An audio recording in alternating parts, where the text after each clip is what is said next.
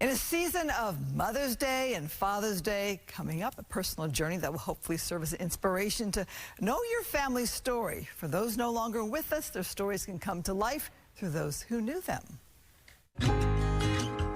Is this you? Yeah. Mary Durso taking me back in time. We were early on. Early on in the Peace Corps, 1963. They named your class what? Bravo. It was an all-girls group of Americans sent to Brazil. I was assigned to a children's hospital. Mary would marry a Brazilian, Gilberto Durso. I used to be a climber and have a little climbing club. The Dursos settled in La Crescenta decades ago. Hi, Gilberto.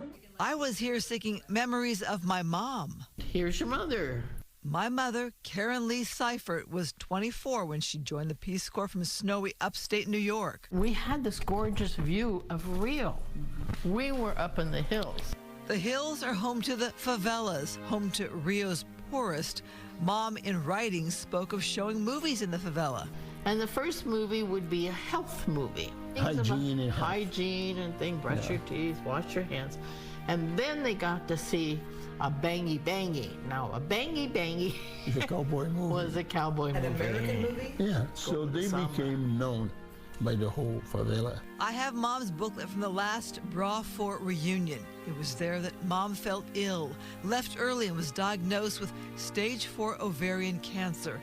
But those fabulous photos, they were taken by Peace Corps volunteer Sally Foster of Maryland. I've always been a photographer. This one of my mom, it went global in print publications. Did you know it was going to be on a Peace Corps cover? It was not only on the magazine, it was also on a whole bunch of pamphlets. But it's Sally's story of my mom's work that warms my heart. If you go in where Karen's working and say, "Where's Katya?" all the little faces light up and they wonder, she's over here, she's over here. And ask Susan Johnston of Georgia what joining the Peace Corps meant for women in the 1960s. I wanted to prove that I could do something without my family's support and do something different.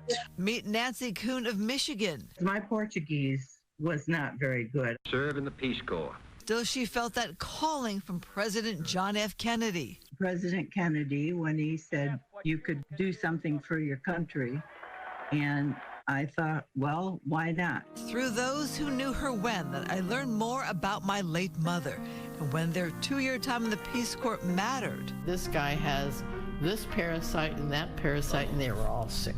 This is a young boy who had had surgery. You could see his stitches there, and he was so cute. They adored us. They were wonderful, these kids. There were 20 women in the Rio all-female team. Sadly, while Bra Fort was in Brazil, they would learn of Kennedy's assassination in Texas. Wow. What'd that feel like for you to do that? It was kind of healing to ask a lot of questions, and I would challenge you to ask those questions of your parents while they're still here.